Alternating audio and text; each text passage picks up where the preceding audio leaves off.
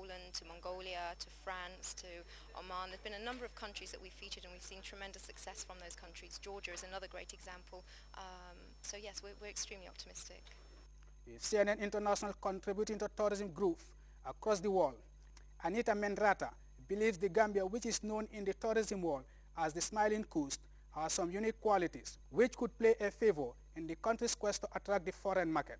Invitation for travelers, because every country has many things to offer. The question is, what do you actually focus on offering that is really going to be quite different? What you have that is profoundly different is the river.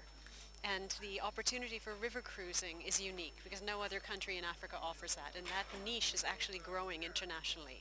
So to me, the sense is that the river and utilizing the river as an experience point is the first way of starting the communication with tourists in terms of what you can offer. On top of that, you talk about the people, you talk about the culture, the history, the food that is here, the music, and as well the coastline. But what is uniquely Gambian is the river, and I would start with that. In the Gambia, tourism accounts for up to 12% of the GDP, making the sector a priority for the government of the Gambia.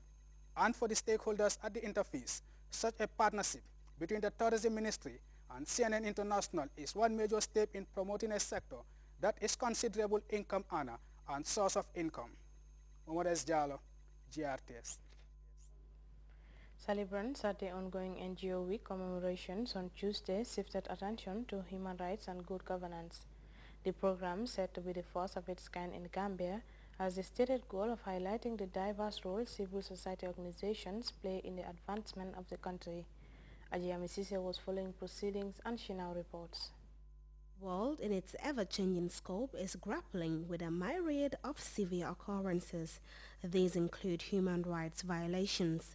Even those global entities which pride themselves on defending the rights of others are sometimes found wanting in this direction.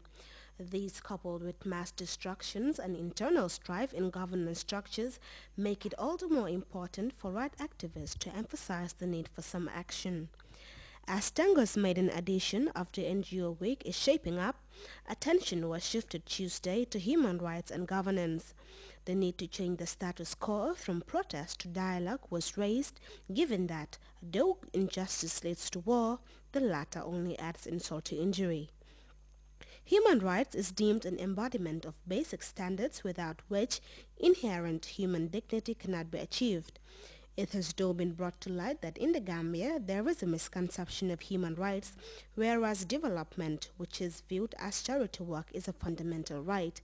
The misconceptions, which hinge on several other issues, were blamed on lack of awareness. Human rights principles inform the content of good governance efforts, and I can cite a few examples. The development of legislative frameworks, for example, policies, programs, budgetary allocations, and so on and so forth. Given these broad parameters, therefore, it is fair to conclude that without good governance, human rights cannot be respected and protected in a sustainable manner. As different presentations dug deeper into the two broad areas, human rights and governance, the discussion shifted to the assessment of their own governance structures. The need for some NGOs to change their approach into more sustainable ways was dwelt on. The civil society, they say, seems to be missing its steps. The challenge, though, are those institutions providing the services that were required when we were supporting their establishment to date. These are fundamental questions that human rights actually raise. We are not just talking about providing the service, we are not just talking about establishing institutions, but we are also talking about sustaining those institutions for posterity. As the earth flashed away from the sun, a long day of deliberations came to a halt at the Tango headquarters as preparations for the fifth day took off. Since the fourth day of the Tango NGO Week saw the thorough demystification of human rights and the concept of good governance, the question now lingers, will the concept of human rights and governance change, the purpose of which the discussion was held after all? For GRTS News, I am Ajami Sise. You can also follow that story and other GRTS programs live on our website at www.grts.gm. There you can also monitor GRTS Radio Live. We'll be back with more stories after the break.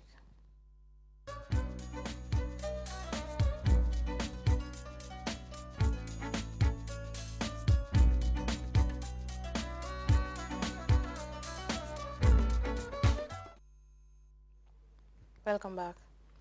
The battle for control of Mali's northern desert region between Malian government troops and Tuareg rebels is escalating. Most of the rebels are said to have crossed into the disputed area from Libya. Let's look at the CFI report for more on that.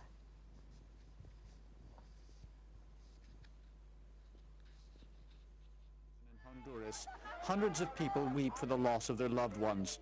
This woman has no hope of seeing her son again. I've lost my whole family here.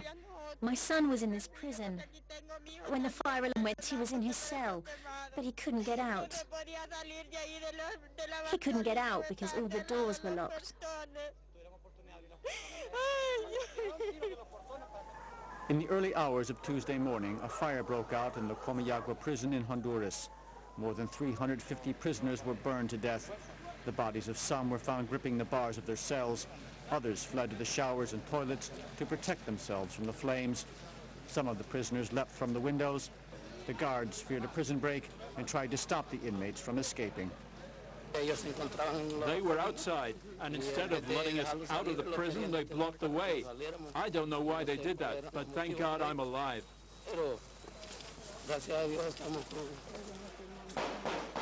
On this video, guards can be heard firing shots. The Honduran president said that a special commission will be created to investigate the cause of the fire. It is expected to last several months. Authorities say the cause may have been a short circuit or a prisoner setting fire to his mattress.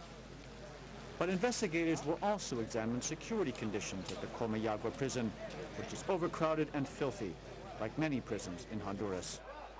In 2004, a fire in the San Pedro Sula prison claimed the lives of nearly 100 inmates. Well, we apologize for bringing in the wrong report. That was where a raging inferno that at an overcrowded jail in Honduras has killed over 350 inmates. Guards at the facility building housed 400 prisoners reportedly tried to stop inmates who were trying to escape the blaze. Some survivors had to jump from the rooftop to escape from the fire.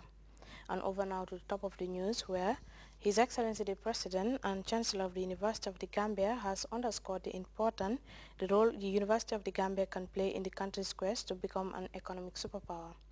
President Jammeh, who was presiding over the 7th convocation of the UTG and the graduation of over 1,700 products of the Gambia College, also promised to continue doing everything possible to ensure that the country's highest learning institution is empowered, supported and significantly motivated to discharge its duties and responsibilities.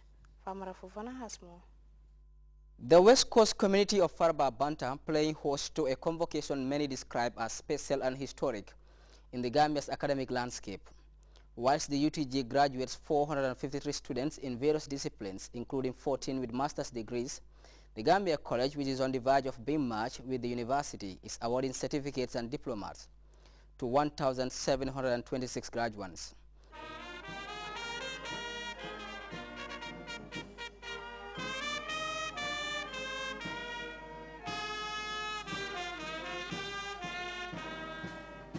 The chairman of the UTG Governing Council, Dr. Mamadou Tangara, who doubles as the Gambia's Foreign Affairs Minister, extolled the graduates for their perseverance in the quest for knowledge and self-actualization in the past 3 or 4 years.